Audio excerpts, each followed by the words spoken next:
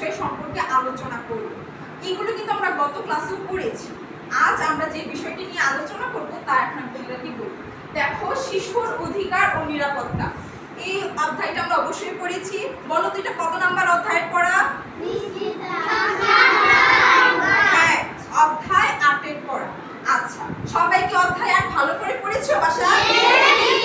ঠিক আছে, আজ আমি তোমাদের জন্য একটা সুন্দর একটা বই প্রজেক্ট করে নিয়ে এসেছি।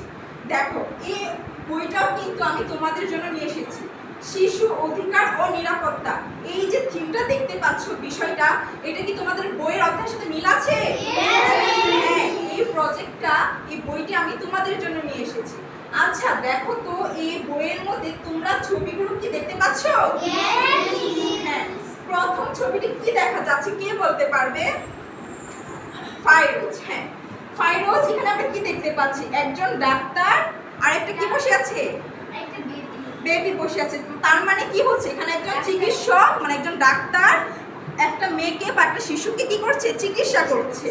আচ্ছা, 2 নাম্বার ছবিতে আমরা কি দেখতে পাচ্ছি?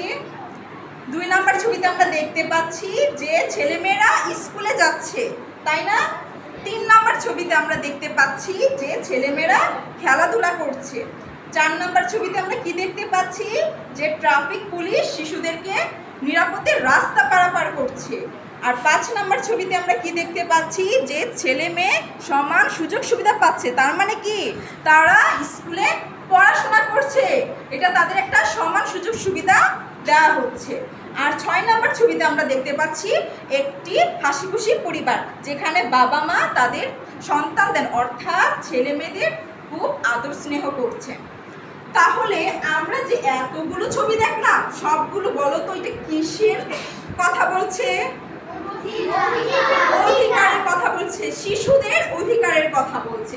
এখন আমরা একটি গল্প পড়ব, সেই গল্পটা তোমরা শুনে আমাকে বলবে যে আমি কোন অধিকারগুলোর কথা বলছি। ওকে, তাহলে আমরা বইটি উল্টে দেখি কি গল্প এখানে দেয়া আছে।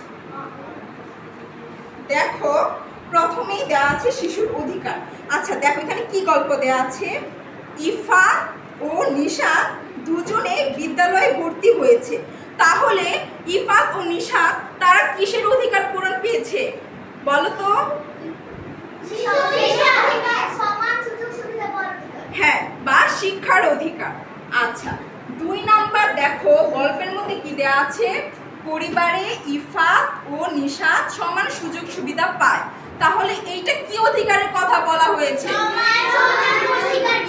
হ্যাঁ, ইফাত ও নিশাত কিন্তু ছেলে মেয়ে, তাহলে এখানে ছেলে মেয়ের সমান সুযোগ সুবিধার অধিকারের কথা বলা হয়েছে।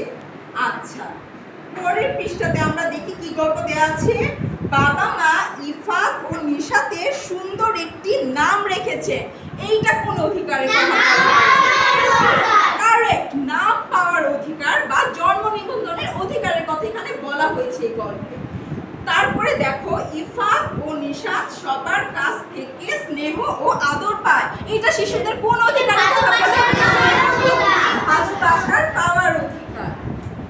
এর পরের গল্পটিতে কি দেওয়া আছে দেখো তো? অসুস্থ হলে ইফাত নিশাত চিকিৎসা পায়। এইটা শিশুদের কি অধিকার? একদম সঠিক, পুষ্টি ও চিকিৎসার অধিকার। তারপরে লাস্ট গল্পটাতে শব্দ হয়েছে কি বলে দেখি তো? ইফাত ও নিশাত সময় মতো খেলাধুলা করে ও বিশ্রাম নেয়। এইটা কি অধিকারের কথা? হ্যাঁ, খেলাধুলা ও বিশ্রামের অধিকার। বাহ, তোমরা সবাই দেখা যায় সব পেরেছি। এই হয়ে আমাদের গল্পটা শেষ হলো। তার মানে আমরা এই প্রজেক্টটি থেকে কি কি জানলাম? প্রশ্ন হতে পারে যে শিশুর অধিকারগুলো কি কি? আমরা সবাই পারবো না? ইয়েস, তাহলে আমরা সবাই একটু জোরে জোরে বলি শিশুর কি কি অধিকারগুলো আছে। আমার সাথে সাথে সবাই একটু বলো। হ্যাঁ, বলো। 1 নাম্বার নাম পাওয়ার অধিকার। 2 নাম্বার জন্ম নিবন্ধনের অধিকার। 3 নাম্বার শিক্ষার অধিকার। 4 নাম্বার স্নেহ ও ভালোবাসা পাওয়ার অধিকার। 5 নাম্বার পুষ্টি ও চিকিৎসার অধিকার। 6 নাম্বার ছেলে ও মেয়ের সমান সুযোগ সুবিধা পাওয়ার অধিকার। 7 নাম্বার খেলাধুলা ও বিশ্রামের অধিকার। 8 নাম্বার নিরাপত্তা লাভের অধিকার। 9 নাম্বার কথা বলার অধিকার। তাহলে আমরা শিশুর এই অধিকারগুলো পারবো না? ওকে, তাহলে সবাই এগুলো বাসায় ভালো করে পড়বে এবং নেক্সট ক্লাসে আমি তোমাদের এগুলো ধরবো আবার। ওকে, আজকে ক্লাস এই পর্যন্তই। সবাই ভালো থেকো, সুস্থ থাকো। আল্লাহ হাফেজ।